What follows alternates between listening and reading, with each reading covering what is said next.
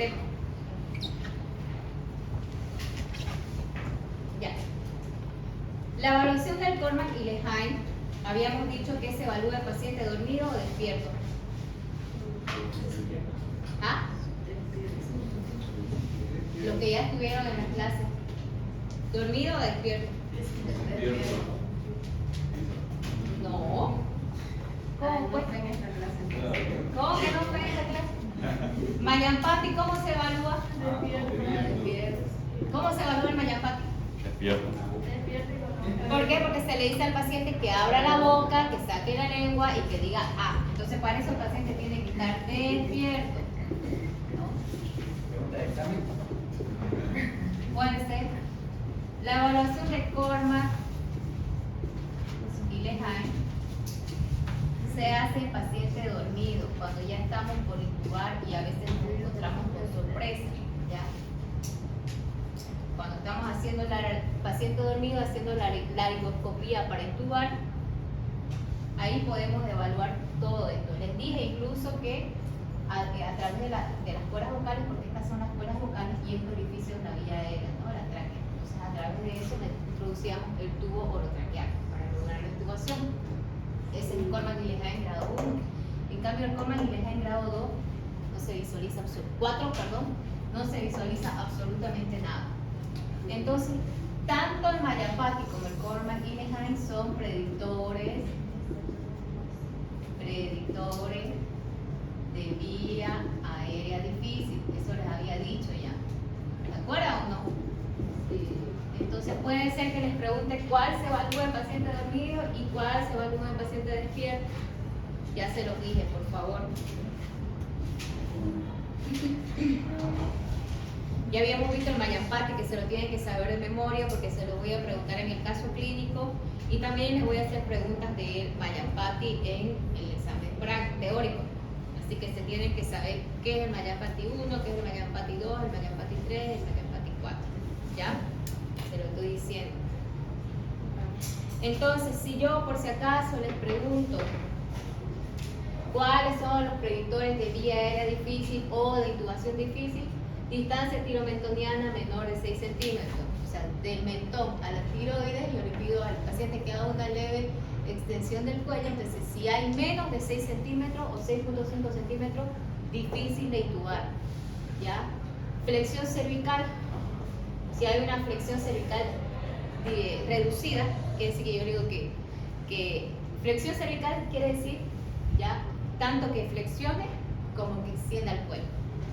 Si no puede hacer ese movimiento como yo está limitado, no menor de 35 grados, o sea que yo le diga extiende el cuello y solo pueda quedarse prácticamente recto, entonces significa que es paciente difícil de intubar. Distancia interincisiva menor de 4.5 centímetros, ¿no? Otro predictor de vía aérea difícil, anótenlo, son estos dos que ya les dije, Mayampati, Corman y Lehane, y también la apertura bucal. Que menor de 3 centímetros significa que me encuentro igual ante un paciente con vía aérea difícil, ya difícil de intubar. Anótenlo.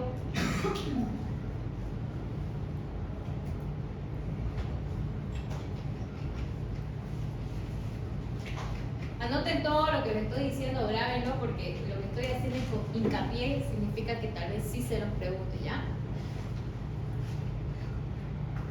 Ahora, en la parte del examen físico se los había dicho también que para nosotros en anestesio lo más importante que era evaluar qué parte del cuerpo. Nos vamos a tórax, extremidades, o qué es donde más hacemos hincapié en la evaluación física. ¿Ah? ¿Está bien? ¿Quién lo dijo? ¿Qué más aparte del cuello? ¿Qué más? Cabeza, cuello y columna. ¿Por qué? Porque son las áreas donde nosotros trabajamos, ¿no? Entonces, si yo les pregunto en el examen físico qué es lo que más se hace hincapié, cabeza, cuello y columna.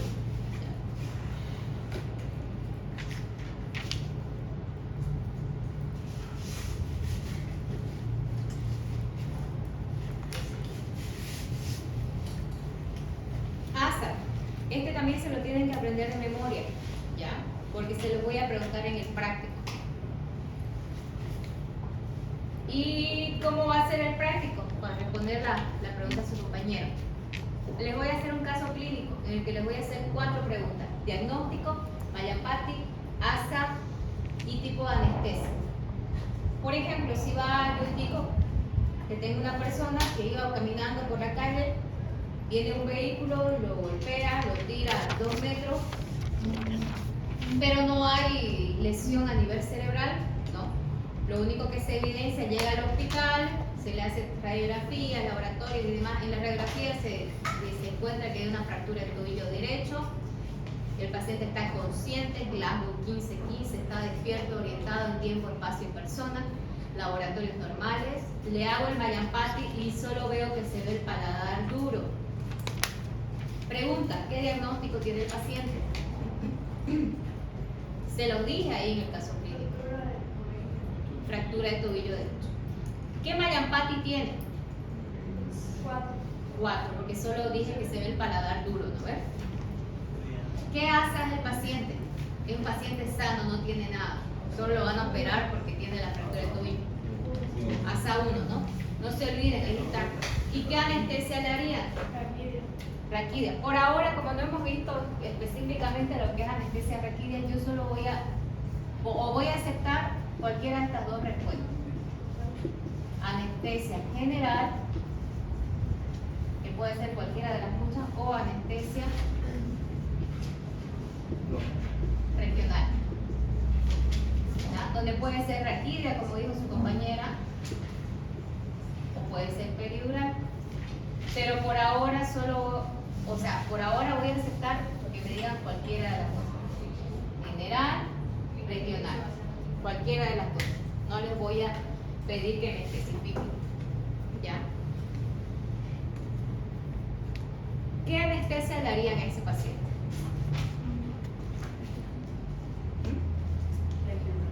Regional, ¿no? Porque le van a operar las piernas, entonces no es necesario que lo intubemos, que lo durmamos por completo, que le hagamos anestesia general. Solo necesitamos que la región de los miembros inferiores estén anestesiados. Entonces le hacemos anestesia regional. Otro caso. Llega una paciente embarazada porque tiene el antecedente de que convulsionó en su casa. Convulsionó, se golpeó la cabeza al caer, llega al hospital inconsciente, no responde, está desorientada, completa, o sea, no responde. De entrada no responde, tiene un Glasgow de 10 sobre 15. Signos vitales, su presión está en 200, 100. ¿Ya? Laboratorio, por ahora están dentro de lo estable. ¿Qué más? A ver, le hago el Mallampati, veo la base de la úvula.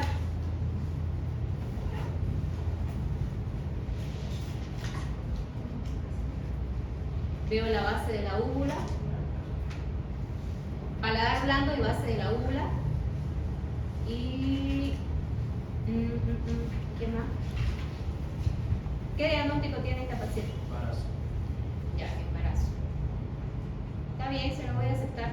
Pueden poner también ahí TEC moderado, TEC consciente.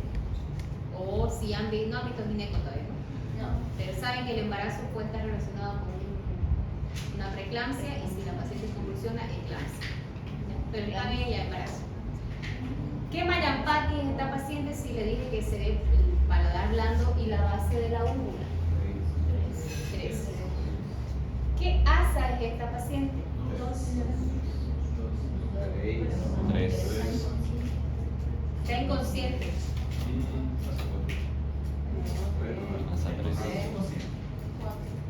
Ahí está la clasificación. ¿En qué grupo ustedes la incluirían a esta paciente? ASA.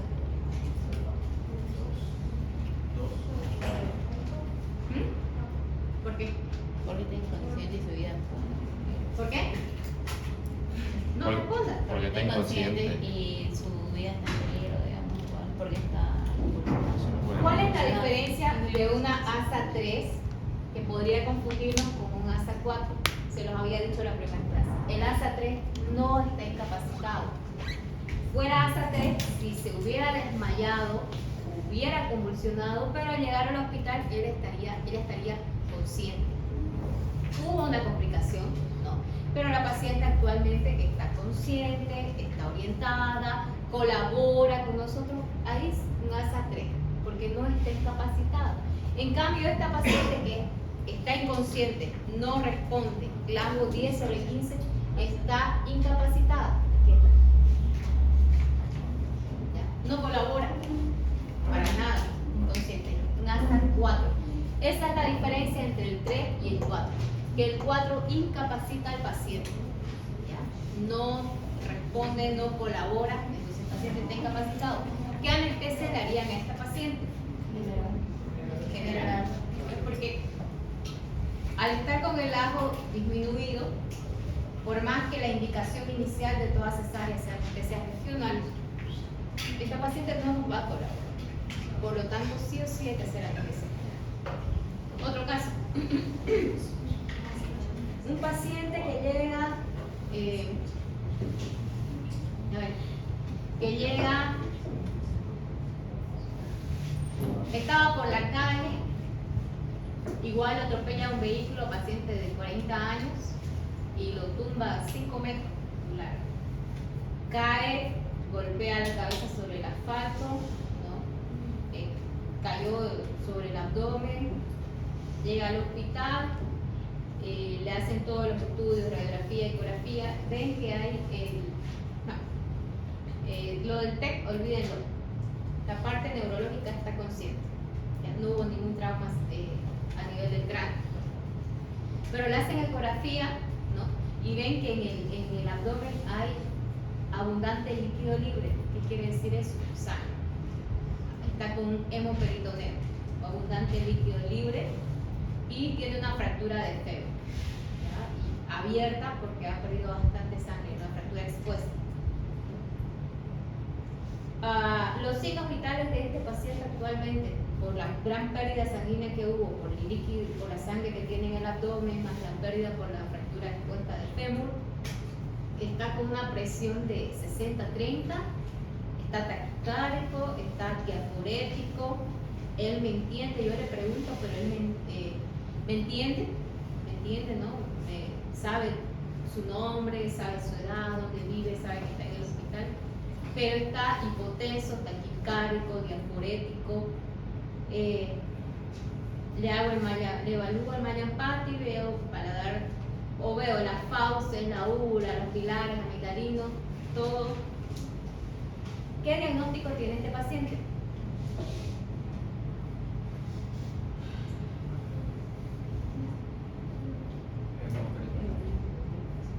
En realidad el hemoperitoneo es un signo. Trauma de abdomen. Trauma abdominal. Y les dije el otro, les dije fractura de fémur. Pues hacerlo. O sea, el diagnóstico, como sé que algunas materias no han llevado, va a ir incluido en el caso. Ustedes solo tienen que leer con atención y transcribir. Donde ya yo hago más hincapié para ver lo que a mí yo quiero que sepan que ASA, Mallampati y anestesia. ¿Qué Mallampati es este paciente? Uno, ¿no? Que se ve todo. ¿Qué ASA ustedes le pondrían a este paciente?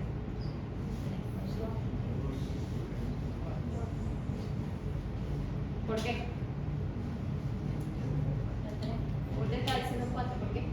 Porque está incapacitado.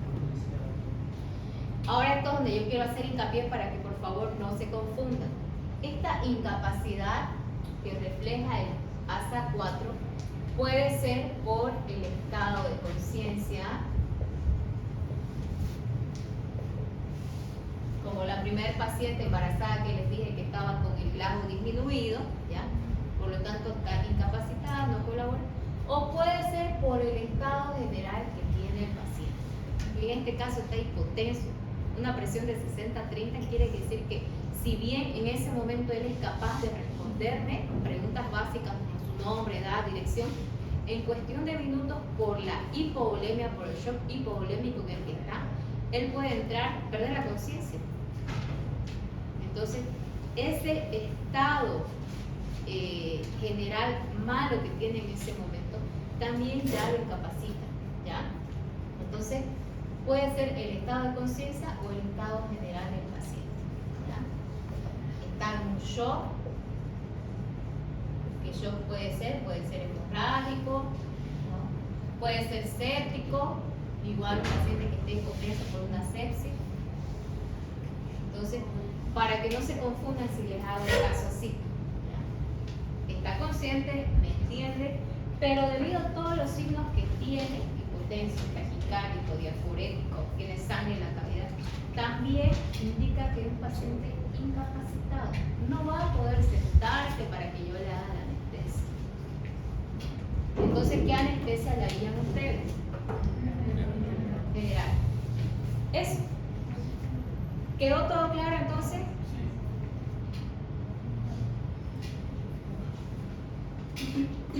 No hay ninguna pregunta, ¿no ves?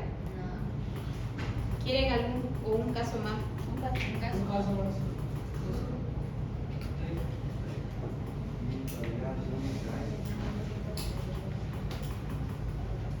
Ya, a ver otro caso. Para los alumnos nuevos, por favor, cuando hablamos de ASA,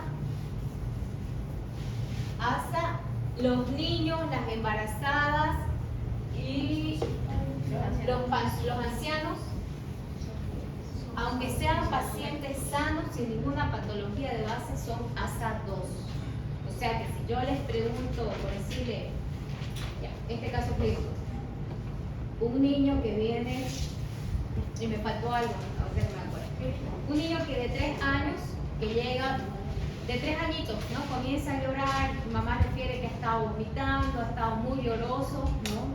Cuando llega al examen le evalúan el abdomen y está con una peritonitis, ¿no? Le diagnostican peritonitis de origen apendicular, tiene 3 años. Es un niño sano, no tiene ninguna otra enfermedad, ¿no? Entonces, ¿qué más?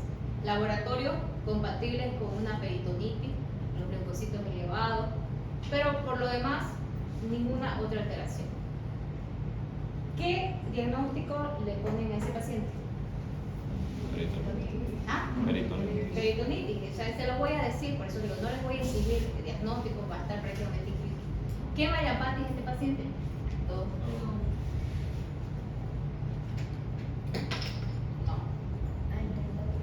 ¿Cómo dijimos que se evalúa el Mallapatis? ¿Un niño de 3 años va a poder obedecer? No. Entonces, cuando el paciente no sea capaz de obedecer a las órdenes que le dé para realizar el Mallapatis, ya sea porque es un niño pequeño, menor de 5 años, o una persona que está inconsciente, eso se me fue, creo hace rato, una persona inconsciente como la primera embarazada, que yo me equivoqué al hacer el caso clínico. Si yo dije que estaba con rango 10/15, estaba inconsciente, quiere decir que no le hice el Mallapatis. Porque se hace pidiendo al paciente que abra la boca, no le hice el Mallapatis. Ya yo me equivoqué al hacer el caso clínico. Entonces, ¿qué Mallapatis sería? La respuesta ahí es no valorable. Como no podemos valorarlo, ustedes dicen que no se puede valorar. Por la edad o porque la paciente esté inconsciente o lo que sea. Ya. ¿Qué ASA sería este paciente? ¿Quién dijo 2? 2. Porque es un niño sano, ¿no ves? Solo se va a operar de lo que ahora es piruria. Por lo demás, no tiene nada, ninguna otra enfermedad. ¿Qué anestesia se haría? Porque a lo mismo que el paciente incapacitado, un niño no va a poder estar como una paciente gestante, ¿no? Que le vamos a poner la anestesia y se va a quedar quieta ahí mientras lo opera. Un niño no. Un niño sí o sí hay que hacer la anestesia general, ¿ya? Aunque lo que nosotros normalmente hacemos es lo que se llama anestesia combinada. Intubamos y posteriormente se hace la anestesia de la espalda, pero eso más que todo para darle analgesia en el postoperatorio. Pero así se llama, combinada, porque se hacen las dos, regional y general, ¿ya? Pero por ahora yo quiero que solo me digan general, ¿ya? Eso, entonces no se olviden, por favor, niños, ancianos y embarazadas que no tienen ninguna enfermedad, están sanos, directamente están incluidas en la categoría 2. ¿Ya? Ahora vamos a ver parte de la anestesia general. Esto también va a entrar en su examen. Entonces la anestesia proviene de la palabra inglesa anestesia, que significa sin ninguna sensación. ¿Cuál es el objetivo principal de la anestesia? Que todo paciente pueda ser intervenido quirúrgicamente, ¿no? Sin ningún tipo de dolor y con alguna depresión del estado de conciencia, ¿no? Para que no tengan tampoco ningún tipo de recuerdo. Entonces, basándonos en esta definición, vamos a decir que la anestesia general, y se los voy a preguntar en el examen, es una completa, continua, pero reversible depresión de todas las funciones del sistema nervioso central. Porque al finalizar la cirugía, el paciente tiene que volver de ese coma, porque la anestesia general también se le conoce como un coma farmacológico. Al final de la cirugía, el paciente tiene que volver o despertar de ese coma farmacológico. Por eso dice reversible, no irreversible, ¿ya? Con una pérdida también de la actividad muscular, porque administramos también relajantes musculares. Ahora, la anestesia en sí se puede clasificar, y no quiero que se confundan, en anestesia local, que es cuando se pone anestesia en una zona del cuerpo, puede ser en un dedo, puede ser en la boca, o en miembro superior, aquí, si hay un lipoma, alrededor del lipoma. Quiere decir que es solo en esa zona, ¿ya? Eso significa anestesia local. Anestesia regional, que es lo que ya les dije, ¿no? Puede ser raquídea, puede ser peridural. Y anestesia general. Esas son las tres grandes divisiones de la anestesia, ¿ya? Y no quiero que se confundan con esta, porque aquí está, dice tipos de anestesia general. Entonces, si yo les pregunto, ustedes tienen que saber cuáles son estas y cuáles son estas, ¿ya? No se confundan, anótenlo bien, por favor. La anestesia en sí se divide en anestesia local, regional y general. Y la anestesia general en anestesia general inhalatoria, que como lo dice su nombre, se consigue administrando solamente un gas que el paciente inhala y no se administra ninguna otra droga. La otra es la anestesia general endovenosa o totalmente endovenosa, donde al contrario de la primera no se administra nada de gas, todo es por vía endovenosa. Los analgésicos, los hipnóticos y los relajantes musculares. Y la anestesia general balanceada, que es lo que más frecuentemente nosotros hacemos, que es una combinación de la inhalatoria y la endovenosa. ¿Qué quiere decir? Que administramos drogas endovenosas, pero también administramos gas halogenados, ¿no? Que son anestésicos que están en forma líquida, que al administrarlo a la máquina lo transforma en un gas, lo vaporiza y lo transforma en un gas que pasa hasta el paciente. Entonces, no se confundan, por favor. Entonces, los objetivos, ya les dije, que el paciente pueda ser intervenido sin ningún tipo de dolor, ¿ya? ¿Cómo conseguimos la anestesia general? ¿Cuáles son los pilares? Porque así se conocen. Pilares o de la anestesia general o las drogas que se administran en la inducción de la anestesia. ¿Ya? Si se lo pregunta con cualquiera de estos nombres, ustedes tienen que saber responder esto de aquí. La anestesia general tiene tres pilares, ¿no? O la inducción tiene tres fases. De cualquier otra forma, esa es la respuesta. Analgesia, hipnosis y relajación muscular. ¿Ya? Para la analgesia, por supuesto, aplicamos drogas opioides, ¿no? Como fentanil, mifentanil, que ya lo vamos a ver más adelante.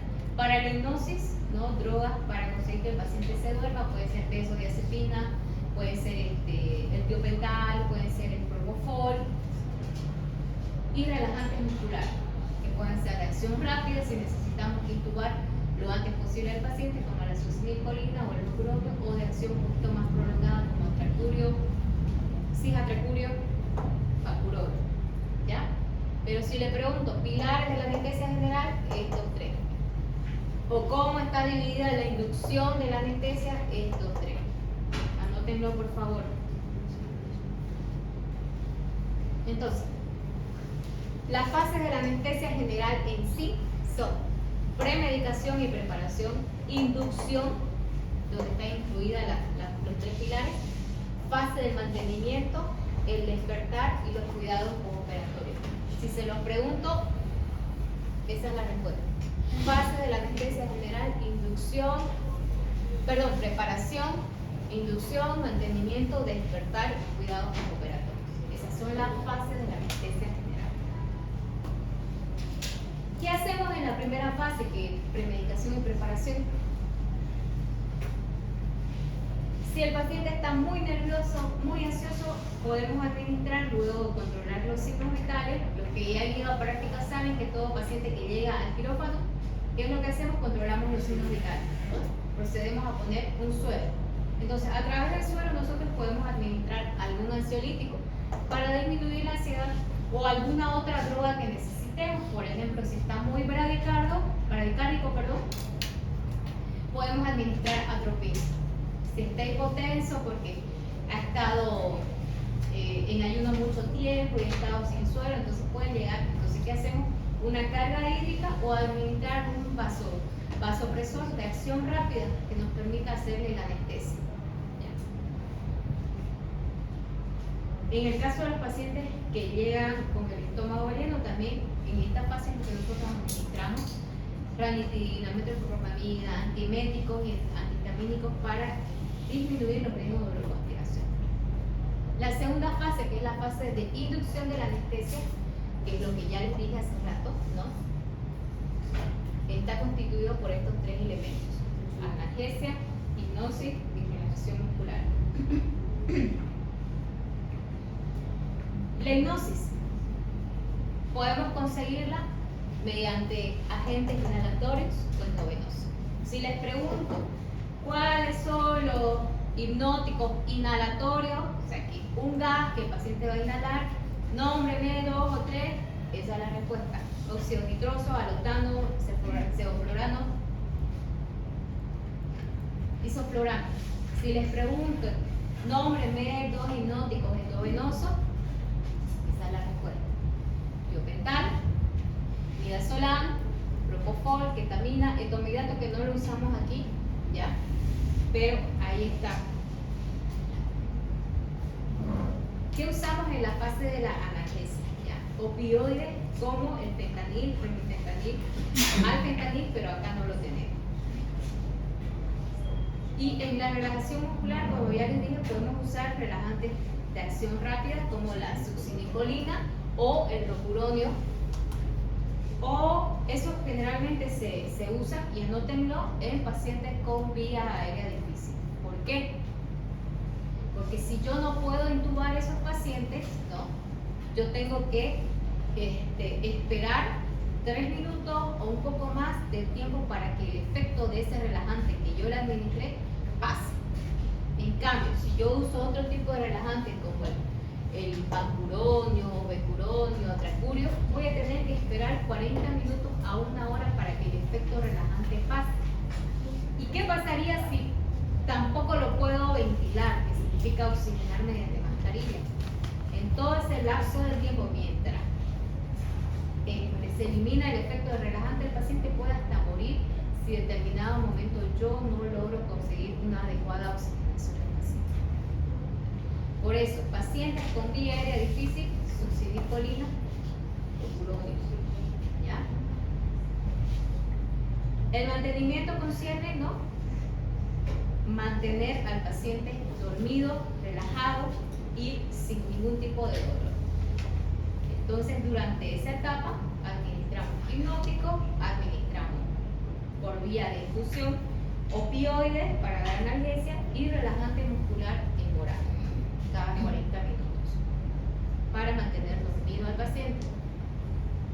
La fase del despertar ya es la parte final, para lo cual hay que esperar que algunas drogas como los opioides y los hipnóticos inhalatorios se eliminen por sí solos, y para revertir el efecto de los relajantes musculares como el rocuronio y el adracurio administramos antagonistas como, no sé si lo noté aquí, como la neostigmina, ¿no? Entonces, una vez finaliza la cirugía, yo agarro la neostigmina, que es un antagonista de los relajantes musculares, le administro y espero que se bloquee el efecto de los relajantes.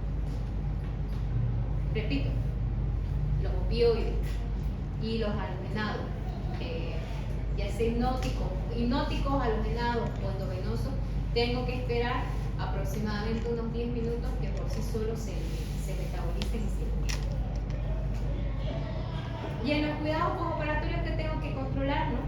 Una vez yo extubo al paciente, tengo que vigilar al paciente que él continúe respirando regularmente, que la saturación de oxígeno no disminuya por debajo de 90, 92, ¿no?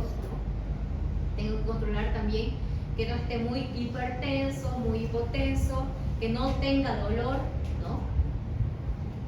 Tengo que ver también si ha orinado durante la cirugía. Si no, lo que hago es administrar furosemida y líquidos para que los riñones trabajen. Y si está muy nauseoso, yo puedo administrar antiemético. ¿Cuáles son las desventajas de la anestesia general?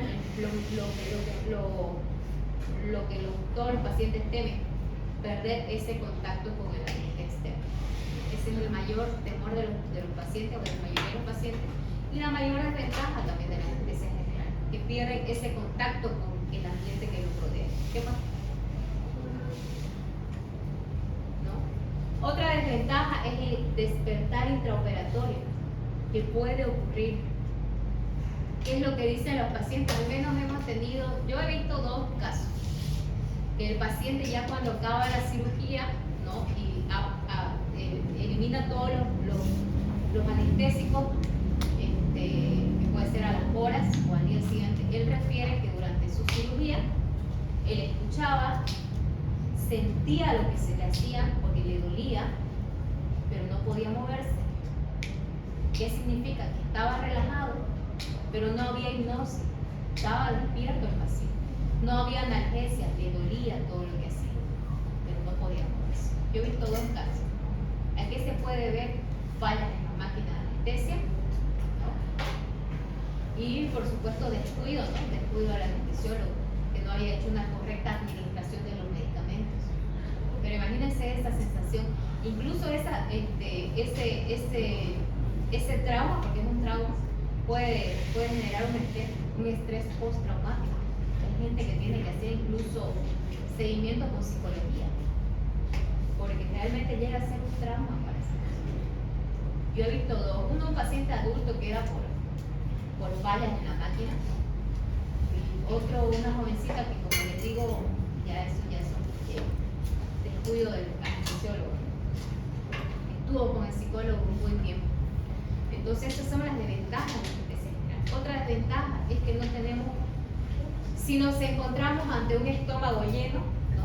Corremos el riesgo que al momento de intubar el paciente se lo aspire. Distinto a un paciente que ha comido hace 1 hora, pero le voy a hacer anestesia regional. Si vomita, él va a estar consciente y lúcido para decirme: doctora, quiero vomitar, yo le paso algo y vomito. Diferente a cuando dormimos por completo al paciente y estamos por intubar y todo el contenido gástrico se viene. Mayor riesgo de constipación. Y los efectos secundarios indeseables, ¿no? Borrachera, mareo, las náuseas, dolor que se puede presentar si no ha habido una correcta analgesia. ¿Qué fármacos endovenosos? El tiopental, ¿qué era? ¿Qué les había dicho que era? ¿Un analgésico, un relajante o un hipnótico? Hipnótico. ¿Qué es lo que quiero que se aprendan de dosis? Dosis de inducción. ¿Ya? Se usa de 3 a 5 microgramos, de 1 a 2 miligramos por kilogramo de peso. ¿Qué quiere decir? Que si un paciente pesa 70 kilos, ¿cuántos miligramos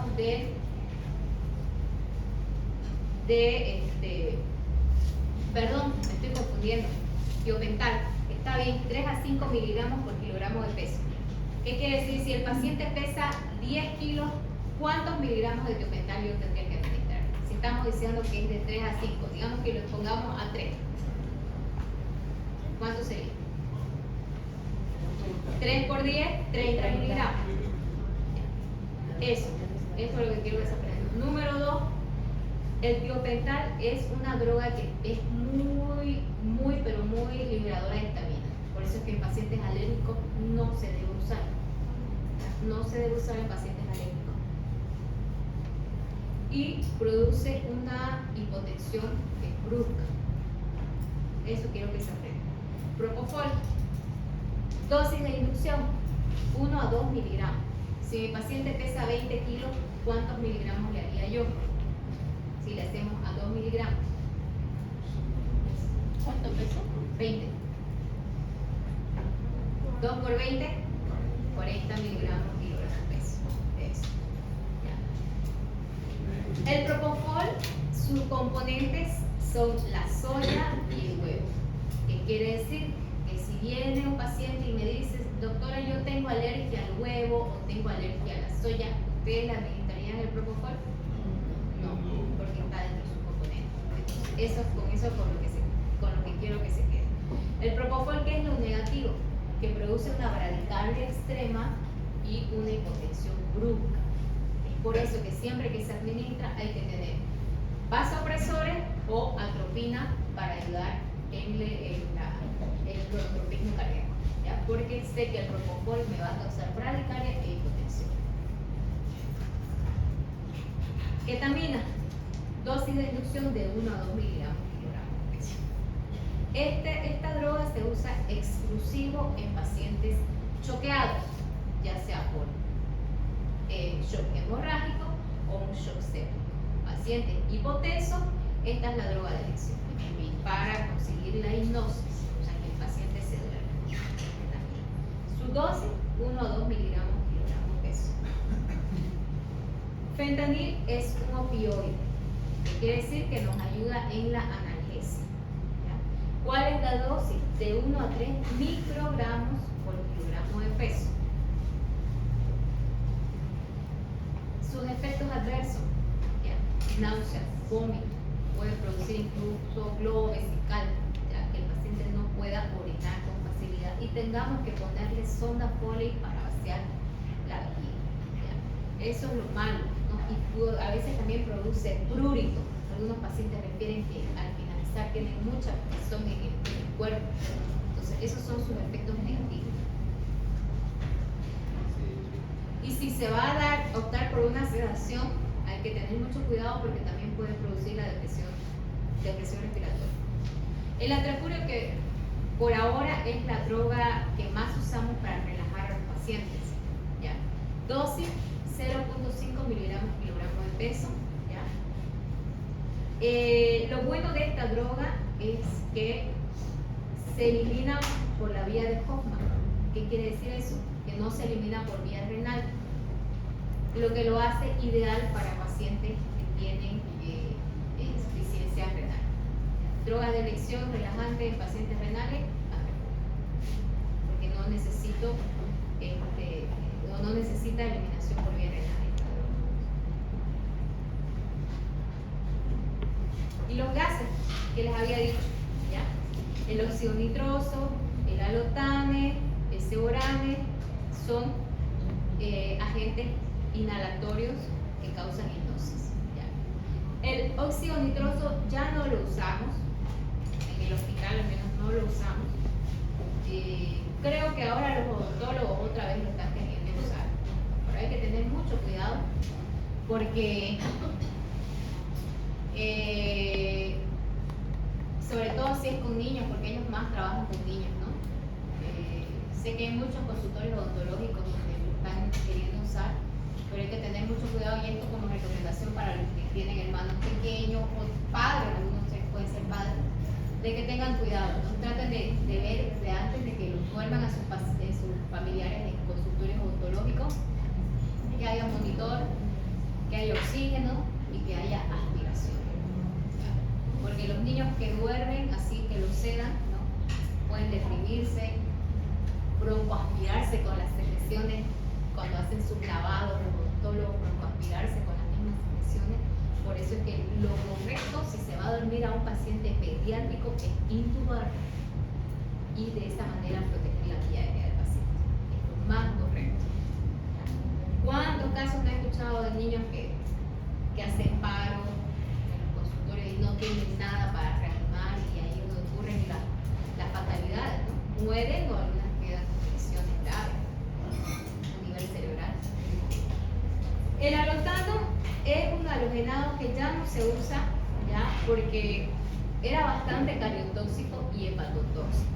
Yo lo llegué a usar todavía, pero ya no se usa. Y produce también una hipotensión y bradicardia severa. Entonces, por eso es que ya entró en desuso. Y también era uno de los causantes de la hipertermia maligna.